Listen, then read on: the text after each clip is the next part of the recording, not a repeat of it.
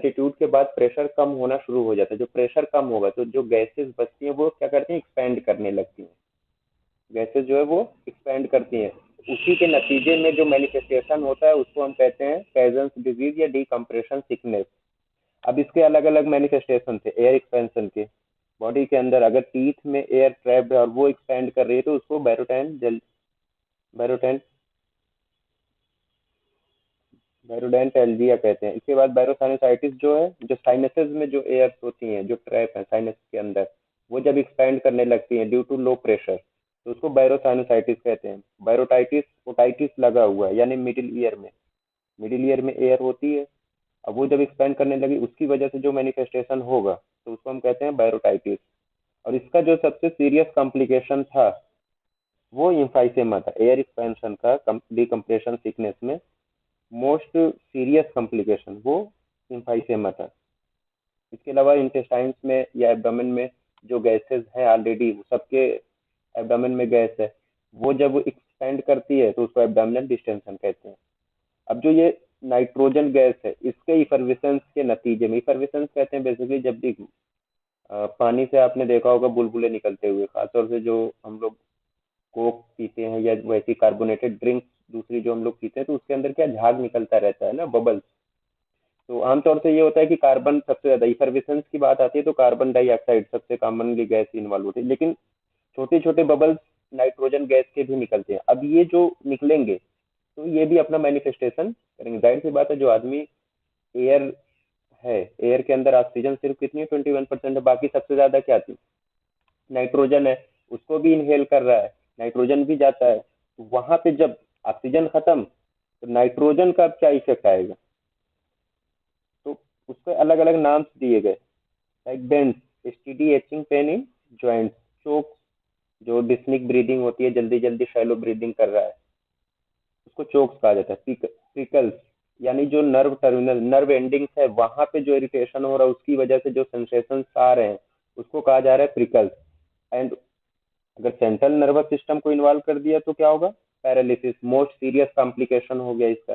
इसके अलावा bone necrosis भी होते हैं जिसको एसेप्टिक बोन नेक्रोसिस, क्यों, क्योंकि कोई उसका इन्फेक्शस काज नहीं है इसलिए उसको एसेप्टिक कहा जाता है। ठीक। अब इसमें जो चीज थी डीकम्प्रेशन सिकनेस में, लाइक गैसेस कौन कौन सी इन्वॉल्व होती हैं कॉमनली, कौन कौन सी गैसेस इन्वॉल्व होती हैं, तो सबसे मोस्ट कॉमन और मोस्ट इंपॉर्टेंट गैस कौन सी है, हाई एल्टीट्यूड पे जाइए कौन सी गैस बचती है, नाइट्रोजन। हाँ, नाइट्रोजन गैस। इसके अलावा और दो गैसेस हैं, ट्राइमिक्स और हीलियोक्स, उनका नाम दिया गया। एक गैस का नाम है ट्राइमिक्स। ट्राइमिक्स में तीन गैसें हैं, नाइट्रोजन, ऑक्सीजन और हीलियम।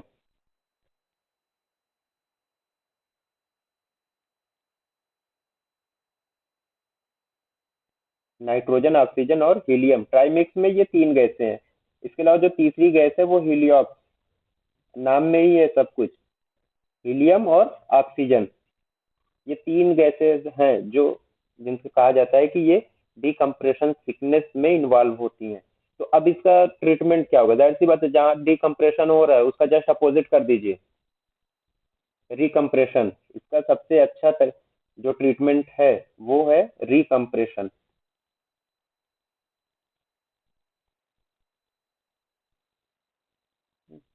रिकम्प्रेशन इसका मोस्ट इफेक्टिव ट्रीटमेंट है। हल्की फुल्की डिकम्प्रेशन सिकनेस में आप ऑक्सीजन और रेस्ट भी दे सकते हैं तो काम चल जाएगा, लेकिन अगर मैनिफेस्टेशन आ गए हैं सब तो ऐसी कंडीशन में रिकम्प्रेशन जरूरी हो जाता है। हाई प्रेशर चैम्बर में रखते हैं कुछ देर तक तो उसी को कहा जाता है रिकम्प्रेशन। तो रिकम्प्रेशन इसकी सबसे अच्छी थेरेपी है डिकम्प्रेशन सिकनेस की, जस्ट अपोजिट उसी का कर दीजिए। अब इसके बाद जो टर्म आता है ऑक्यूपेशनल हेल्थ से रिलेटेड वो आता है सिकनेस एब्सेंटीज।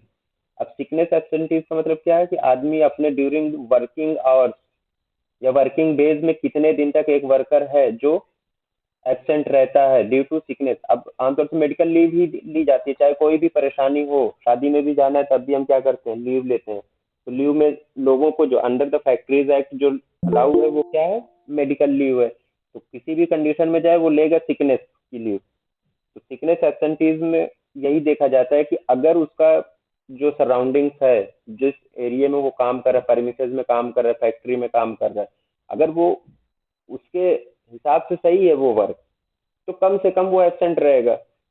लेकिन अगर वो सूट नहीं कर रहा है वर्क उसको, तो वो ज्यादा एब्सेंट रहेगा। तो एक तरीके से ये एक बहुत अच्छा फैक्टर हो जाता है सीखने एब्सेंटीज, ये देखने के लिए कि जो वर्कर्स हैं एज ए ओवरऑल उनकी मेंटल सोशल फिजिकल हेल्थ कैसी चल रही है, तो वो उसको बताने के लिए सिकनेस एब्सेंटीज एक अच्छा फैक्टर साबित होता है। Sickness absenteeism is a useful index in industry to assess the state of health of workers and their physical, mental and social well-being. अगर वो सही रहेगा, वर्क उसके जो है एतबार से सही है, उसके लिए फिट बैठ रहा है, तो वो कम से कम एब्सेंट होगा। इन सेंस यही इसकी कहानी है। अब जो इसके काजेज होते हैं, सिर्फ सिकनेस ही नहीं होता, इकोनॉमिक काज है, सोशल काज है, उसको कहीं पार्टी में जाना है, शादी अटेंड करनी है, तब भी वो एब्सेंट होगा। कोई मेडिकल काज है, उसके लिए भी उसको एब्सेंट होना है। तो ये अलग अलग जो काजेज हैं, इसकी वजह से सिकनेस एब्सेंटीज होती है फैक्ट्रीज में। देखिए अब इनको कौन से मेथड्स अपनाए जाए कि जो सिकनेस एब्सेंटीज में उनको कम से कम किया जाए, जो वर्कर्स हैं यानी वो जो उनकी वर्किंग डेज है वो अपना काम करें, एब्सेंट ना हो, लीव ना ले। तो इसलिए एक तो ये good factory management and practice, जो मैनेजमेंट है वो अच्छा हो, अच्छे तरीके से वर्कर्स का ख्याल रखा जाए, उनकी जो बेसिक नीड्स हैं उनको पूरा किया जाए। Educate pre placement examination, pre placement examination का मतलब वही होता है जो इर्गोनॉमिक्स में हमने पढ़ा था, यानी राइट पर्सन राइट जॉब। अब इसमें एक चीज ये आती है, मान लीजिए मैं बीमार हूँ, मुझे ट्यूबरक्लोसिस हो चुकी थी, एक बार ट्रीटमेंट ले लिया, लेकिन पैच तो हमेशा रहेगा टीवी का। अब ऐसे में आप मुझे सिलिका की इंडस्ट्री में काम करवा दीजिए, सिलिका के एक्सपोजर से वैसे ही ट्यूबरक्लोसिस के चांसेस बढ़ जाए, सिलिको ट्यूबरक्लोसिस। तो वो क्या है कि वहां उसको नहीं देना है, उसी को कहा जाता है प्री प्लेसमेंट एग्जामिनेशन। कभी भी आपकी जॉब लगेगी, इवन हम जब बाहर की कंट्रीज में जाते हैं जॉब करने, तो मेडिकल सर्टिफिकेट जरूर लगता है फिटनेस के लिए। किसी भी उसमें जाएंगे आप इंस्टीट्यूट में, मेडिकल सर्टिफिकेट देना जरूरी होता है। वो क्या है, पार्ट है इसी का, एर्गोनॉमिक्स का। और यही वो टर्म है एडुकेट प्री प्लेसमेंट एग्जामिनेशन, यही चीज है। गुड ह्यूमन रिलेशन मतलब वही है कि बिहेवियर कैसा होना चाहिए एक दूसरे से। And application of ergonomics same चीज है। जो प्री प्लेसमेंट एग्जामिनेशन है, यानी एग्जामिनेशन कर लिया आपने, अब हमें लग रहा है कि अगर इसको ट्यूबरक्लोसिस तो इसको सिलिका इंडस्ट्री में काम नहीं करना है, या अगर ये एनीमिक है तो इसको हम बैटरी इंडस्ट्री में काम नहीं करने देते। क्यों? क्योंकि वहाँ लेड का एक्सपोजर है। तो उससे क्या होगा, ऑलरेडी एनीमिया होती है, माइक्रोसिटिक हाइपोक्रोमिक, बेसिकली स्टिफलिंग हो जाती है आरबीसी की। तो यही एप्लीकेशन ऑफ एर्गोनॉमिक्स हो जाता है। अब इंडिया में कहा जाता है कि जो पर ईयर जो रेट ऑफ एब्सेंटीज है वर्कर का, वो 8 to 10 डेज है।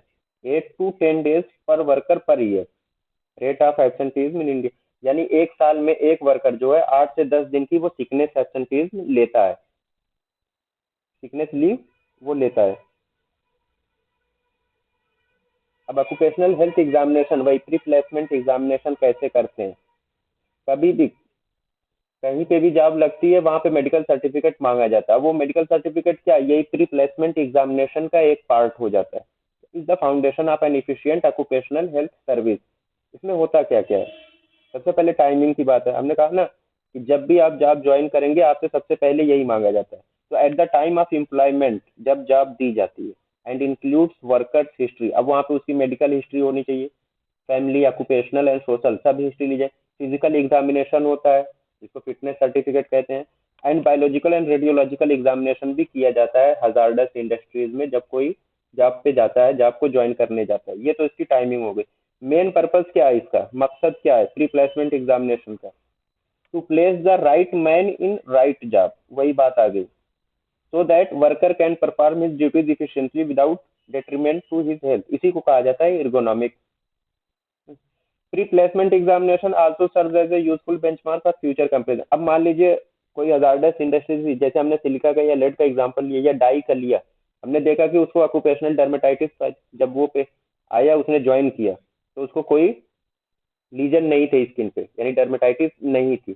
लेकिन वो डाई वर्क में था, कुछ 6 महीने के बाद जब उसका फिर से एग्जामिन किया गया तो पाया गया कि अब उसको स्किन पे मैनिफेस्टेशन आने शुरू हो गए। दैट मीन्स क्या, ये कंपैरिजन भी था। तो जो प्री प्लेसमेंट एग्जामिनेशन होता है ये कंपेरेटिव स्टडी एनालिसिस के लिए भी बहुत अच्छा होता है। अब periodic post placement medical exam, यानी अब ये टाइम टाइम पे मेडिकल एग्जामिनेशन होता रहता है फैक्ट्रीज में, इंडस्ट्रीज में, उसी को कहा जाता है पीरियाडिक पोस्ट प्लेसमेंट। एक बार जॉब लगी, अब उसके बाद कब कब होगा, खासतौर से industrial worker held at appropriate intervals to test their physical and mental efficiency and to detect any departure from health at the earliest. अब कोई मैनिफेस्टेशन होना शुरू हो गया है तो उसको डिटेक्ट करने के लिए पीरियाडिक एग्जामिनेशन के कुछ जगहों पे मंथली किया जाता है, कुछ जगहों पे वीकली किया जाता है, कुछ पे ईयरली किया जाता है। अलग अलग इंडस्ट्रीज का अपना रूल है। ऑब्जेक्टिव क्या है इसका, early diagnosis and prompt treatment, वही सेकेंडरी लेवल ऑफ प्रिवेंशन का जो मोड ऑफ इंटरवेंशन था इंडस्ट्रीज में, वही अप्लाई होता है, यानी अर्ली डायग्नोसिस एंड ट्रीटमेंट, ये इसका ऑब्जेक्टिव है पीरियाडिक पोस्ट प्लेसमेंट एग्जामिनेशन का। नेक्स्ट थिंग क्या है, फ्रीक्वेंसी, वही कब होना चाहिए। अब वो टाइप ऑफ ऑक्यूपेशन वो डिपेंड करता है, अलग अलग ऑक्यूपेशन में अलग अलग उसकी टाइमिंग है। जैसे ज्यादातर ऑक्यूपेशनल एक्सपोजर जो है उनमें एनुअली ये कहा जाता है कि सालाना एक बार इनका मेडिकल चेकअप होना चाहिए। लेकिन लेड, रेडियम और डाई से रिलेटेड जो इंडस्ट्रीज हैं, तो यहाँ पे ये है कि मंथली इनकी जो फ्रिक्वेंसी है एग्जामिनेशन की, वो महीने में एक बार होनी चाहिए, मंथली होना चाहिए इनका। फिर आता है डेली फॉर डाइक्रोमेट एक्सपोजर, जहाँ पे डाइक्रोमेट का एक्सपोजर है वहाँ पे डेली होना चाहिए, रोज होना चाहिए। ये इसकी फ्रीक्वेंसी थी आफ्टर जॉब, यानी एक बार प्लेसमेंट हो गया उसके बाद कहीं एनुअली करना है, कहीं मंथली, कहीं डेली, इनका एग्जामिनेशन या रेगुलर चेकअप होते रहना चाहिए वर्कर्स का। नेक्स्ट थिंग आती है फैक्ट्रीज एक्ट। अब फैक्ट्रीज एक्ट में 1948 में ये एक्ट पास हुआ था। दो एक्ट ऐसे हैं जो 1948 में पास हुए थे, एक तो था यही फैक्ट्रीज एक्ट एंड दूसरा था इम्प्लाइज स्टेट इंश्योरेंस एक्ट, वो भी 1948 में पास हुआ था। यही दोनों एक्ट इसमें ऑक्यूपेशनल हेल्थ में पढ़ने हैं हमें। अब इसका जो स्कोप था, मोटिव क्या था, ये एक्ट क्या करता था, ये एक्ट बताता था कि फैक्ट्री किसे कहते हैं। इस एक्ट का जो मेन मोटिव जो स्कोप था उसमें ये था, सबसे पहले फैक्ट्री को डिफाइन किया गया था, हम फैक्ट्री कहेंगे किसे। अब मान लीजिए एक सिंगल पर्सन है, ओनर है, उसके अंडर में 10 लोग काम कर रहे हैं, 10 या उससे ज्यादा लोग काम कर रहे हैं, तो उसको क्या कहा जाएगा, फैक्ट्री कहा जाएगा। और अगर कोई सोसाइटी है वो रन करा रही है, तो वहां पे एटलीस्ट 20 आर मोर पर्सन जब वहां पे काम करेंगे तो उनको कहा जाएगा फैक्ट्री, सॉरी फैक्ट्री कहा जाएगा, कारखाना। सिंगल पर्सन अगर कोई काम कर रहा है जिसपे उसने 10 या उससे ज्यादा लोगों को जॉब दे रखी है, तो वो उसका पूरा जो सेटअप होगा उसको फैक्ट्री कही जाएगी, उसका ओनर एक होगा। लेकिन अगर मान लीजिए कोई सरकारी कंपनी है, गवर्नमेंट कंपनी है, या ऐसी है जिसको कोई सोसाइटी रन कर रही है, तो वहां पे एटलीस्ट 20% काम करने चाहिए, तो उसको कहा जाता है ये फैक्ट्री है। अब इनमें वर्क रिलेटेड नॉर्म्स क्या कहूँ, किनको काम देना है, किनको नहीं देना है, कितने घंटे करना है, कितने घंटे सोना है, ये सब इसमें है। तो सबसे पहली चीज क्या है, यंगर पर्सन के लिए एम्प्लॉयमेंट, ये है कि कितनी एज के लोगों को हम एम्प्लॉयमेंट देंगे अंडर फैक्ट्रीज एक्ट। देखिए होता है ना कि फैक्ट्रीज में एक एज डिफाइन की गई है, रेलवेज एक्ट के तहत रेलवे में अलग एज डिफाइन कर दी गई। रिस्पॉन्सिबिलिटी कौन होगा, अगर रेलवे का कोई नुकसान हो रहा है तो कितनी एज तक का बच्चा उसको हम छोड़ देंगे, या उससे ज्यादा, मेरे ख्याल से 7 साल वहां पे। यहाँ पे जो है ये है कि लेस देन 14 ईयर्स, 14 साल से कम के बच्चे को जॉब नहीं दी जाएगी अंडर द फैक्ट्रीज एक्ट। ये कि लेस देन 14 ईयर्स एज, 14 साल से कम की उम्र के लोगों को जॉब नहीं दी जाएगी, चाहे वो मेल हो या फीमेल हो। 14 साल से ऊपर को हमको देना है जॉब, उससे नीचे की जॉब नहीं दे सकते। उसके बाद ये भी कहा गया है कि जो ये 14 साल से ऊपर आप देंगे 15 to 18 ईयर्स के एडोलसेंट एज ग्रुप को, इनको सिर्फ और सिर्फ डे टाइम में काम देना है, नाइट शिफ्ट में काम नहीं करवाना है। जो 15 to 18 ईयर्स ओल्ड एडोलसेंट है, टू बी डिक्लेयर फिट, पहले तो उनको क्या करना है, फिटनेस सर्टिफिकेट लेके आना है, और इनको काम जो देना है बिटवीन 6 AM to 7 PM, यानी सिर्फ और सिर्फ इनको डे टाइम में काम देना है, नाइट शिफ्ट में काम नहीं करना है इनको। इसके अलावा कुछ ऐसे ऑक्यूपेशन है, यही सब है, लाइक डाइज है, सिलिका है, रेडियम या एक्सरे वाली काम हो रहे हैं, कहीं पे लेड का कहीं पे काम हो रहा है। तो ऐसी जगहों पे कुछ डेंजरस ऑक्यूपेशन जो है वहां पे इनको ये 15 to 18 ईयर्स वाले एज ग्रुप को भी एम्प्लॉयमेंट नहीं देनी है, काम नहीं देना है। तो ये इसका work related norms and working hours क्या होंगे इस एक्ट के तहत। एक तो ये है कि जो एडोलसेंट्स है, यही 15 to 18 ईयर्स का जो एज ग्रुप है, इनको मैक्सिमम एक दिन में 4.5 घंटे की जॉब मिलनी चाहिए, सिर्फ और सिर्फ कितनी, 4.5 hours of work per day. एक दिन में 4.5 आवर्स, यानी 4.5 घंटे से ज्यादा की जॉब नहीं होनी चाहिए इनकी, एडोलसेंट एज ग्रुप की, 15 से 18 साल के एज ग्रुप वालों की। और टोटल अगर कोई जॉब की बात करें, वीकली कितने घंटे उसको करनी है, 48 आवर्स पर वीक, हफ्ते में 48 घंटे की जॉब उसे करनी है। और इसके हिसाब से जब इन्होंने पर डे की बात की, तो ये कहा गया कि maximum 9 hours per day, 9 hours per day, 9 घंटे एक दिन में आप काम ले सकते हैं मैक्सिमम। और ओवर ए वीक कितना काम लेना है, 48 आवर्स, उससे ज्यादा नहीं ले सकते। और ओवर टाइम की जब बात आएगी, ओवर टाइम के साथ तो मैक्सिमम 60 आवर्स, नॉर्मल कंडीशन में 48 आवर्स, और ओवर टाइम जब आप करवा रहे हैं तो 60 आवर्स, 60 आवर्स से ज्यादा आप ओवर टाइम में भी नहीं ले सकते। इसी से अगर ओवर टाइम करवा रहे हैं तब भी आप मैक्सिमम 60 आवर्स तक जा सकते हैं पर वीक, उससे ज्यादा ओवर टाइम हमें नहीं करवाना है। नहीं चाहता। लीव विथ वेजेस का मतलब ये होता है कि जो छुट्टी ले रहा है, मेडिकल लीव ले रहा है, सिकनेस लीव ले रहा है, जो भी ले रहा है, छुट्टी अगर ले रहा है कोई एम्प्लॉय, तो उसको उस दिन की सैलरी भी मिलनी चाहिए। ये वाला कंसेप्ट है इसमें कि कितने दिन तक अगर वो लीव लेगा तो उसे उसकी सैलरी मिलेगी, सैलरी नहीं कटेगी। अपने काम से वो एब्सेंट रहता है तब भी उसे उसका जो वेज है डेली का, उसको मिलना चाहिए। तो ये है कि हर 15 दिन पे एक दिन उसको ऐसा है, अगर वो लीव ले लेगा एडोलसेंट के लिए, 15 to 18 ईयर्स वालों के लिए, एवरी 15 डेज एक छुट्टी वो ले सकता है, जिसमें उसे उसका वेज मिलेगा, जो पर डे का उसका वेज है, जितना उसे वो उसकी कमाई है एक दिन की, वो उसे मिलनी चाहिए। अगर वो 15 दिन पे एक छुट्टी ले रहा है तब भी उसे मिलेगा। यानी अगर हम देखें तो दो छुट्टियां हो गई उसकी एक महीने की, ऐसी छुट्टियां जिसमें अगर वो एब्सेंट भी रहता है तो उसे उसकी सैलरी मिलेगी। और ओवरऑल ईयरली ये कहा जाता है कि अप टू 40 डेज तक ये लीव एक्यूमुलेट की जा सकती है। अब ये जो 40 डेज अक्यूमुलेट कर रहा है, अगर वो छुट्टी नहीं ले रहा, मान लीजिए ये जैसे किस हम लोग कहते हैं ईएल, हम लोगों के टर्म में यूज होता है, जो हम लोग लेते हैं अर्न लीव, ये ईयरली मिलती है, हम लोगों को 14 मिलती है, कहीं फैक्ट्रीज में क्या है 40 तक है। अगर आपने इसको बचा लिया तो at the end of your job, जितने दिन ने आपने बचाई है अपनी इस लीव को, आपको इसकी सैलरी मिलती है एक्स्ट्रा। तो उसी तरीके से ये है कि लीव को अगर आपने अकुमुलेट कर लिया 40 डेज तक की, इनको सैलरी भी मिलेगी, अगर इन्होंने अकुमुलेट कर लिया, उसको बचा लिया तो। अब इसमें देखिए क्या रिकमेंडेशन है फैक्ट्रीज एक्ट में। एक तो ये है कि पर वर्कर या पर पर्सन जो काम कर रहा है फैक्ट्री में, उसके लिए कितना स्पेस होना चाहिए, मिनिमम ऑफ 500 क्यूबिक फीट। यहाँ से क्वेश्चंस बनते हैं अक्सर इस पूरे उससे। तो देखिएगा, minimum of 500 cubic feet space पर वर्कर चाहिए। एक सेफ्टी ऑफिसर होना चाहिए पर 1000 वर्कर्स, 1000 वर्कर्स पे एक सेफ्टी ऑफिसर, और 500 वर्कर्स पे एक वेलफेयर ऑफिसर होना चाहिए।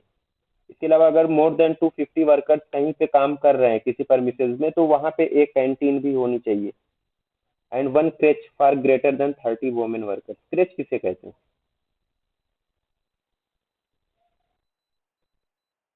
क्रेच किसे कहेंगे,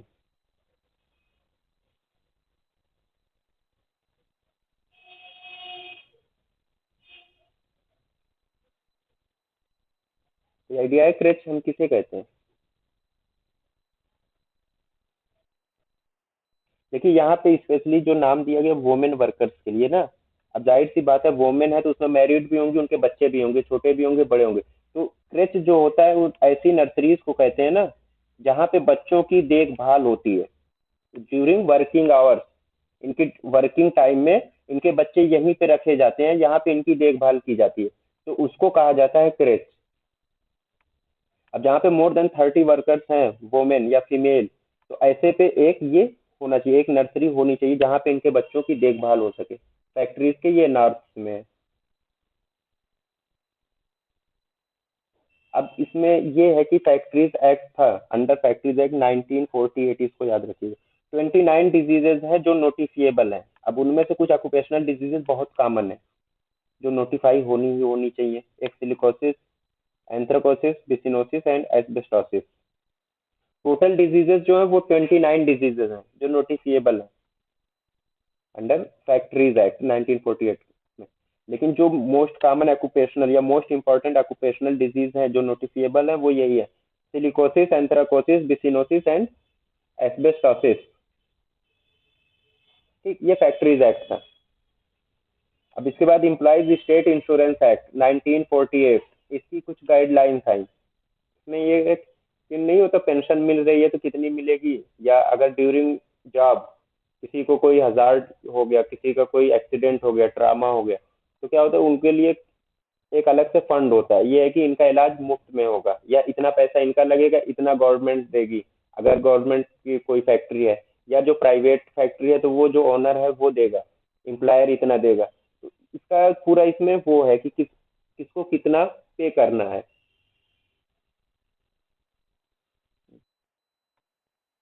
ये जो ईएसआई एक्ट है, जो ईएसआई एक्ट है, ये जितनी भी फैक्ट्रीज हैं इंडिया में, इवन जो मेडिकल इंस्टीट्यूशन है उन्हें भी ये कवर करता है। लेकिन कुछ ऐसे हैं जिनमें इसका एक्सक्लूजन है, और वो एक्सक्लूजन क्या है, माइंस, जितने भी माइंस हैं, जो माइंस वाले काम है, कोल माइंस है, सिलिका माइंस, जितने भी माइंस है, वहाँ ये एक्सक्लूडेड है। ये एक्ट, ये जो है ईएसआई एक्ट, ये एक्सक्लूड है। इसके अलावा डिफेंस में अगर कोई काम कर रहा है वहां भी एक्सक्लूजन है, एंड रेलवेज का अपना अलग एक्ट है। तो ये तीन जगह ऐसी है जहाँ पे ये एक्ट काम नहीं करते हैं, माइंस, डिफेंस और रेलवेज। तीन जगहों पे ये एक्ट लागू नहीं होता है, बाकी तमाम फैक्ट्रीज पे ये एक्ट लागू होता है। इवन जो चाय की शॉप है, कोई बड़ी सी चाय की शॉप है, कोई दूसरी शॉप है, वहां पे भी ये एक्ट लागू होता है। एक्ट अगर हम देखें कहाँ कहाँ अप्लाई कर रहा है, all non seasonal factories. Non seasonal का मतलब जो 365 डेज चल रही हैं, काम कर रही हैं, ऐसा नहीं कि 10-20 दिन काम हुआ उसके बाद वो बंद हो गई हमेशा के लिए, तो वहां पे ये ईएसआई एक्ट लागू नहीं होगा। बल्कि जो ईयरली बेस पे कंटिन्यूअस जो रन कर रही हैं, कहने का मतलब ये, तो वहां पे ये लागू होता है। Implying 10 or more persons for wages on any day in implemented area, जहाँ पे एटलीस्ट एम्प्लॉयमेंट कितना हो, 10 or more persons का एम्प्लॉयमेंट हो। इसके अलावा ये किसको, शॉप्स को, होटल्स को, रेस्टोरेंट, सिनेमाज और theatres, road motor transport establishment और न्यूज पेपर एजेंसीज जो है, वहां पे भी ये लागू होता है। इसके अलावा कहीं कहीं कुछ स्टेट्स में जो मेडिकल इंस्टीट्यूशंस हैं बड़े बड़े, जो प्राइवेट मेडिकल इंस्टीट्यूशंस हैं, तो वहाँ भी ये लागू है ईएसआई एक्ट। अब कहाँ कहाँ एक्सक्लूजन है इसका, कुछ स्टेट्स में ये एक्ट लागू नहीं है, लाइक मणिपुर, सिक्किम, अरुणाचल प्रदेश, मिजोरम और union territory of Delhi and Chandigarh. यहाँ पे ये ईएसआई एक्ट जो है लागू नहीं होता है, ये एक्सक्लूजन है। इसके अलावा ये है कि it covers all employees getting income up to 15,000 per month. 15,000 की अगर सैलरी उसे मिल रही पर मंथ, तो ये उन एम्प्लॉइज को ये कवर करता है, उनके लिए ये एक्ट है, एम्प्लॉइज स्टेट इंश्योरेंस एक्ट। अब इसमें देखिए इसका एडमिनिस्ट्रेटर कौन है, किसके अंडर में ये एक्ट जैसे पूरा चलता है। तो जो यूनियन मिनिस्टर है, यूनियन मिनिस्टर ऑफ लेबर, वो इसका चेयरमैन है, इस ईएसआई कारपोरेशन का वो चेयरमैन है, या चेयरपर्सन कह लीजिए, यूनियन मिनिस्टर ऑफ लेबर। अब फाइनेंस कैसे होता है इसमें, जो इंश्योरेंस की बात हो रही ना, जो पैसा मिलेगा कैसे मिलेगा, तो जो एम्प्लॉयर है, जो काम दे रहा है, उसका कंट्रीब्यूशन है 4.7% ऑफ टोटल वेज बिल। और जो इम्प्लाई है, सैलरी में से कुछ ना कुछ कटता रहता है, तो जो उसका जो वेज कटेगा वो 1.7%, यानी जो काम करने वाला है उसका 1.7%, और एम्प्लॉयर का 4.7%। इसको नोट कर लीजिएगा, एम्प्लॉयर का कितना है, 4.75%, और एम्प्लॉय का 1.7% है।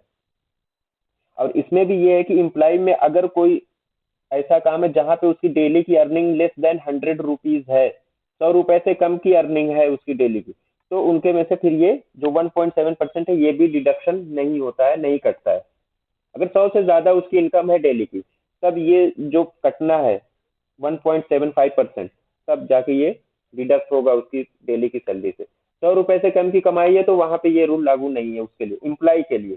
इम्प्लायर को तो देना है 4.7%।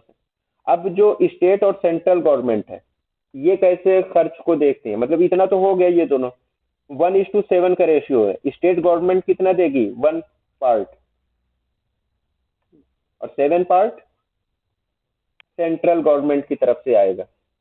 7 पार्ट जो होगा, जो पूरा लगेगा, जो एक्सपेंडिचर होगा, खर्च होगा उसके इलाज में, तो 1 पार्ट जो होगा वो स्टेट गवर्नमेंट की तरफ से आएगा, और 7 पार्ट जो होगा वो सेंट्रल गवर्नमेंट की तरफ से आएगा। इस तरीके से इंश्योरेंस का पैसा मिलता है, ऐसे ऐसे कट के। अब फिर आता है इम्प्लाइज को बेनिफिट्स क्या क्या मिलेंगे। ये तो मेडिकल बेनिफिट क्या है, फुल मेडिकल केयर मिलेगी उसे, अगर वो ड्यूरिंग वर्क वो बीमार हो गया रिटायरमेंट से पहले पहले, तो अब उसका जो इलाज का पूरा खर्च है वो इन्हीं तरीकों से उसका पूरा होगा, पूरा मेडिकल केयर इसका होगा। सिकनेस बेनिफिट, अगर वो बीमार है तो अब उसको क्या क्या बेनिफिट्स होंगे, 70% of the average daily veg. मतलब उसकी एक दिन की मान लीजिए 100 रुपए उसकी सैलरी थी पर डे, तो 70 रुपए पर डे के हिसाब से उसको मिलती रहेगी, कब तक, 91 डेज तक। अगर वो अपने वर्क से एब्सेंट रहता है तब भी उसे 70% of the average daily veg and is payable for 91 days. एक साल में 91 दिनों तक अगर वो एब्सेंट रहता है 91 डेज तक, तो उसे उसकी सैलरी का 70% हिस्सा मिलता रहेगा। इसके अलावा एक चीज आती है एक्सटेंडेड सिकनेस बेनिफिट। तो ये है payable for 2 years for a set of 34 diseases. कुछ ऐसी डिजीजेज है जिनमें अगर ड्यूरिंग वर्क उसको जो डिजीजेज हो गई, 34 डिजीजेज का नाम है अलग अलग, तो वहां पे उनको 2 साल तक पेमेंट मिलती रहेगी। कितना, 80% ऑफ वेज। अगर 100 रुपए की बात करें तो उसको 80 रुपए पर डे के हिसाब से उसको मिलता रहेगा, कब तक, अप टू 2 years तक। अप टू 2 years तक उसको कहते हैं एक्सटेंडेड सिकनेस बेनिफिट, और वो 34 डिजीजेस के लिए एप्लीकेबल है। वो अलग अलग डिजीजेज हैं, बहुत ज्यादा है उसको छोड़। एक last term enhance sickness benefit. अब मान लीजिए किसी ने वैसेक्टमी कराई या ट्यूबेक्टमी कराई, तो उनको भी 7 दिनों तक, फॉर 7 डेज इन वैसेक्टमी के केस, यानी मेल है अगर उसकी वैसेक्टमी हो गई, तो 7 दिनों तक उसे फुल वेज मिलेगा। मतलब फुल एवरेज डेली वेज उसका, जो भी एक दिन की जितनी भी उसकी सैलरी है पर डे की, उसको पूरा मिलेगा अप टू 7 डेज तक। वो एब्सेंट रहता है अपने वर्क से तब भी, क्यों, क्योंकि उसने वैसेक्टमी कराई है। अब फीमेल है, उसने ट्यूबेक्टमी कराई, ये ज्यादा इन्वेजिव प्रोसीजर होता है, तो ऐसे में उसको अप टू 14 डेज तक डेली वेज उसका जितना है वो मिलता रहेगा, अप टू 14 डेज। फीमेल के केस में यानी ट्यूबेक्टमी के केस में 14 डेज तक, और मेल के केस में या वेजेक्टमी उसको कह लीजिए, उस केस में उसको 7 डेज तक फुल वेज उसको मिलता रहेगा अगर वो एब्सेंट रहता है। उसको कहा जाता है इनहेंस सिकनेस बेनिफिट। ठीक। अब maternity benefit, full average daily wage for duration up to 12 week, यानी 3 महीने तक उसको पूरी सैलरी मिलती रहेगी। ये मैटरनल लीव पे है पेशेंट, वर्कर, फीमेल वर्कर, तो 3 महीने तक उसको पूरी सैलरी मिलती रहेगी मैटरनिटी बेनिफिट के अंडर में, full average daily wage for duration up to 12 week. या फिर 6 वीक अगर मिसकैरेज हो गया या एमटीपी कराई उसने, मिसकैरेज हो गया या एमटीपी कराई, तो अप टू 6 वीक तक, 1.5 महीने तक उसको पूरी सैलरी उसकी मिलती रहेगी। आर फॉर 4 वीक, 4 वीक यानी 1 महीने तक। Sickness rising out of pregnancy, pregnancy की वजह से कोई बीमारी हो रही है ड्यू टू कन्फाइनमेंट या प्रीमेच्योर बर्थ, कोई भी केस हो, तो इसमें उसको कितना, 1 महीने तक उसको जो जो उसकी पूरी सैलरी है पर डे की, कोई डिडक्शन नहीं, 70-80% ये नहीं, फुल जितना भी उसे मिलना था पहले मिल रहा था, वो यहाँ भी इस कंडीशन में अप टू 6 वीक, 4 वीक या 12 वीक उसको मिलता रहेगा। यानी अगर वो प्रेगनेंसी थी उसकी, उसने लीव ली फॉर चाइल्ड बर्थ, तो उसको 12 वीक्स की छुट्टी मिलेगी। अब उसका मिसकैरेज या एमटीपी हो गया तो 6 वीक की मिलेगी। या कोई दूसरी सिकनेस ड्यूरिंग प्रेगनेंसी अराइज हो रही है या प्रीमेच्योर बर्थ हो गया, तो 4 वीक्स का मिलता है। तो 4 वीक्स की सैलरी पूरी मिलेगी। अब एक टेम्परेरी डिसेबलमेंट है, एक होता है permanent disablement during working hours. Working काम करते वक्त अगर मान लीजिए कोई ऐसा वो हो गया, एक्सीडेंट हो गया कि हाथ टूट गया या पैर टूट गया, तो ये हो जाता है टेम्परेरी डिसेबलमेंट। टेम्परेरी क्यों? क्योंकि फिर बाद में सही हो जाएगा उसका हाथ पैर। तो यहाँ पे जो टेम्परेरी डिसेबलमेंट बेनिफिट में तो 90% जो डेली वेज उसका होता है, डेली वेज का जो 90% है, वो टिल रिकवरी, जब तक कि वो सही नहीं हो जाता उसको मिलता रहेगा। उसको 90% उसका जो है डेली वेज का, वो उसको मिलता रहेगा टिल रिकवरी, जब तक वो पूरा नहीं हो। इसके अलावा permanent disablement benefit, 90% of wages for loss of earning as work out by a medical board. अब मेडिकल बोर्ड बताएगा कि हाँ इसकी जो ये परमानेंट डिसेबलमेंट, अब परमानेंट डिसेबलमेंट मतलब क्या है?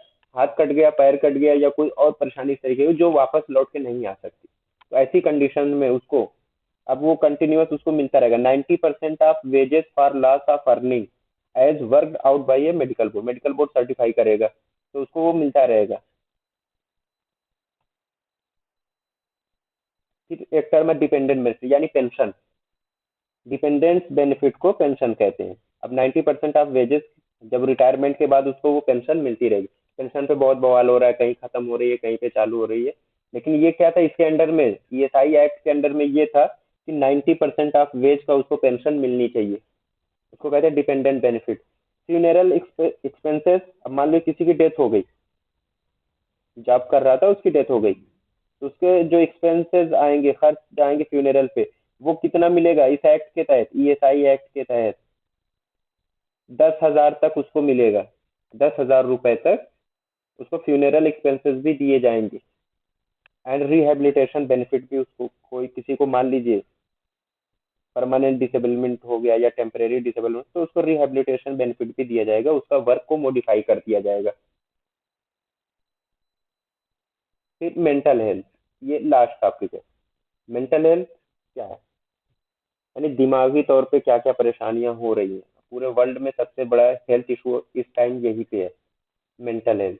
इसका मोस्ट कॉमन काज क्या है? सबसे जो कॉमन काज है वो ऑर्गेनिक कंडीशन है।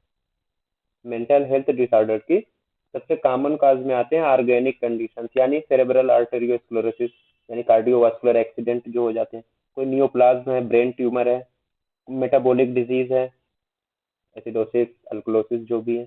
इसके अलावा और जो इंडोक्राइन डिजीज है, कशिंग, कशिंग डिजीज हो गई। कशिंग डिजीज और कशिंग सिंड्रोम में क्या फर्क है, किसी को पता है? What is the difference between Cushing disease and Cushing syndrome?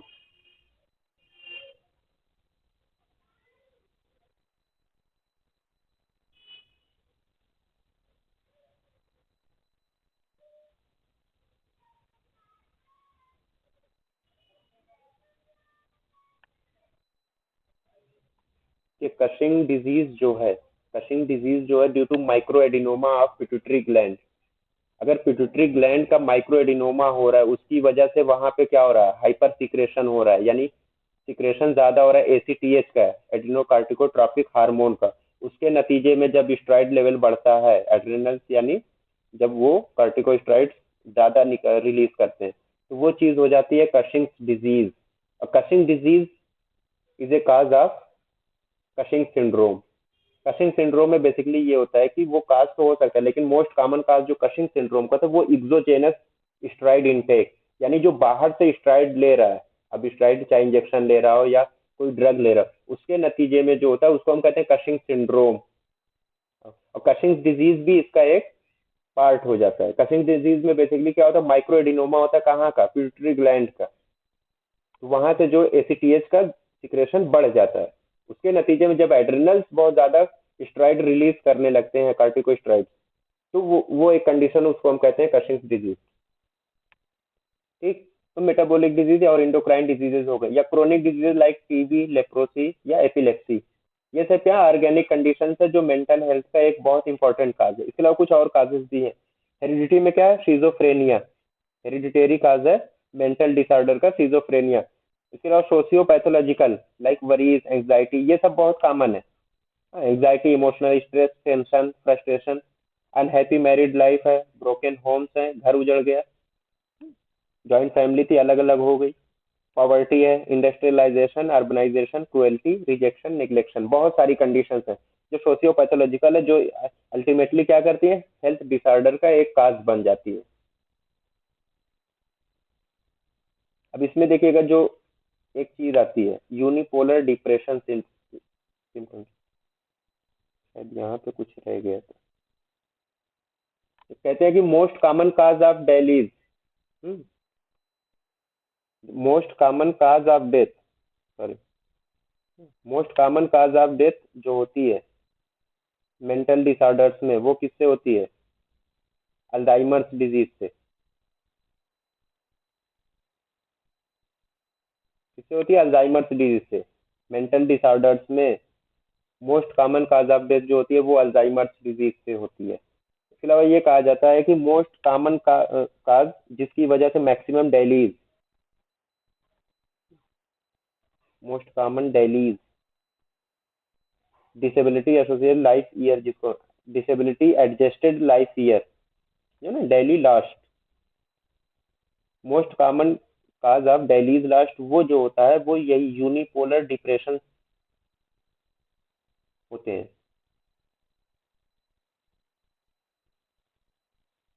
वो यूनिपोलर डिप्रेशन होते हैं, most common cause of dailies last. तो यहाँ से दो चीजें मिली जो हम पढ़ रहे थे। तो एक तो ये कि डेथ इन मेंटल डिसऑर्डर्स में most common cause of death क्या है, अल्जाइमर्स डिजीज है। ठीक, और यही क्या है, silent epidemic of the century भी है, अल्जाइमर्स डिजीज। अब जो कौन से डिसऑर्डर है जिनकी वजह से सबसे ज्यादा आदमी सफर कर रहा है इन मेंटल कंडीशंस में, वो यूनिपोलर डिप्रेशन सिम्टम्स है। अब वो ये बहुत सारे हैं, feelings of persistent sadness, low mood, वही सोशियो साइकोलॉजिकल जितने भी हैं, इंक्रीज इरिटेबिलिटी है, loss of interest in hobbies और एक्टिविटीज, जो पहले उसको अच्छी लगती थी अब अच्छी नहीं लग रही हैं, भूख बहुत ज्यादा लग रही थी या भूख एकदम कम हो गई, तो क्या होगा, या तो वेट गेन होगा या लॉस होगा। फीलिंग ऑफ फटीग और लो एनर्जी, किसी काम में दिल नहीं लग रहा है, चेंजेस इन स्लीप, रात में जाग रहा है दिन में सो रहा है, या बहुत ज्यादा सो रहा है या बिल्कुल नहीं सो रहा है, स्लोइंग डाउन ऑफ मूवमेंट या स्पीच, चलने को कह दीजिए तो ऐसा लग रहा है जैसे घसीटते हुए चल रहे हैं। तो ये सब जो है, ये इन द सेंस ये कि इन सबको कहा जाता है यूनिपोलर डिप्रेशन सिम्टम्स। ये सब वो सिम्टम्स हैं, और ये इन्हीं सिम्टम्स की वजह से डिसेबिलिटी एडजस्टेड लाइफ ईयर्स की जब हम बात करते हैं, सबसे ज्यादा इन्हीं सिम्टम्स की वजह से आदमी सफर करता है। तो most common cause of dailies last वो यही है, यूनिपोलर डिप्रेशन।